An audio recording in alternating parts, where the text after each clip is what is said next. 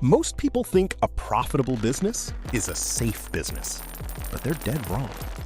You can have a bank account overflowing with cash and still watch your entire empire crumble. Profit is often a vanity metric that masks a deeper, more terminal illness.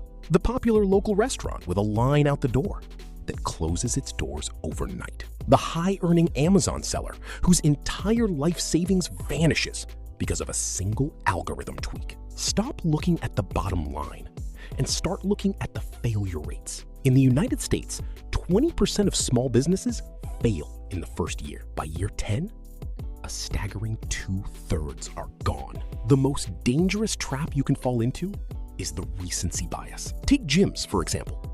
On the surface, it's a sexy business. You see monthly memberships hitting the account and you think you've won, but the data shows that 81% of gyms fail within their first year. Most owners treat it like a hobby rather than a math problem. They neglect the finances, ignore the marketing plan. If you're not selling to people who can afford to lose money, you're playing a game with razor-thin margins and zero room for error.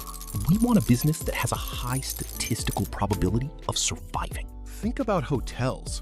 You might see a $94,000 annual revenue figure, but when the average expenses sit at $96,000, you're actually losing money. The only reason these businesses exist is because of tax maneuvers like depreciation.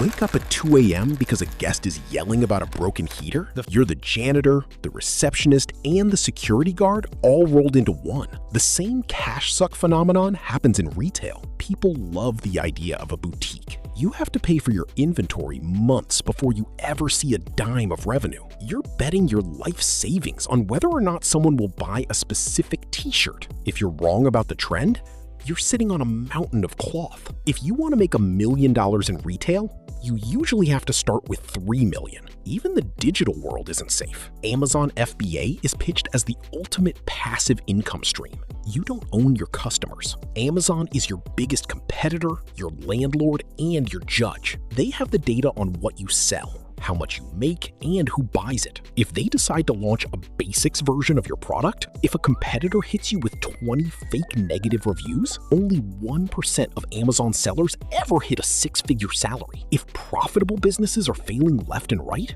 where do you actually put your money? You look for the Lindy effect. You look for businesses that are boring, recession-resistant, and high success. Laundromats are the gateway drug for a reason. They have a success rate between 93% and 95%. The customers do the work, the machines are your employees. People need clean clothes whether the stock market is up or down. Add some technology for remote monitoring. You have a cash-flowing asset that frees up your time rather than consuming it. The same logic applies to self-storage. It's a 92% success rate business. Once someone puts their boxes in a unit, they almost never move them. You can run these facilities almost entirely unmanned. Most people start by trading their time for money. It's the necessary first step to hit your first $100,000. Earned income is taxed at the highest rate. Lever 2 is expertise. People will pay you for your shortcuts. The real magic happens at levers 3 and 4, brand and money. Building an audience or a newsletter allows you to decouple your income from your hours. You create a product once and sell it 1,000 times. This is where you buy the laundromats, the car washes, and the rental properties. Then there's the last mile of the economy, transportation and logistics. Over 50% of total shipping costs are tied up in that final mile. Owning the routes for delivery trucks or specialized courier services has a 76% success rate.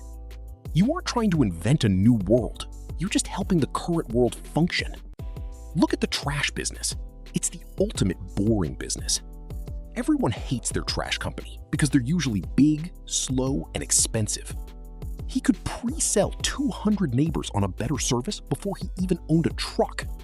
He raised $15,000 in 10 days, bought a used side loader truck for $35,000, built a recurring revenue stream that pays him every month. Even something as small as a vending machine can teach you the core principles of wealth. During a 2-week experiment with 3 machines, the results were shocking. A standard machine in a high-traffic gym can pull in over $600 a month. With a 30% margin, that's nearly $200 in profit. Scale that to 15 or 20 machines, and you have a six-figure income. But there's a catch, and this is where the profitable businesses fail. In that same experiment, the card readers broke. People tried to give them money and couldn't. If you don't have the systems to handle the boring maintenance, most entrepreneurs are so focused on the vision that they forget to check the credit card reader. The goal isn't just to be profitable. The goal is to build a Main Street empire of boring, high-margin, low-risk assets. You want businesses that have negative churn. The customers you acquire today are still paying you 5 years from now. You want horizontal income, where you layer services together. You're not looking for the next unicorn. You're looking for the next workhorse. Success in business isn't about how smart you are. It's about how well you follow the data. You can choose to play the 81% failure game of a trendy gym, or you can play the 95% success game of a boring laundromat. One gives you a cool story at a cocktail party. The other gives you the keys to your own life. The most valuable asset you will ever own isn't a company, it's your time.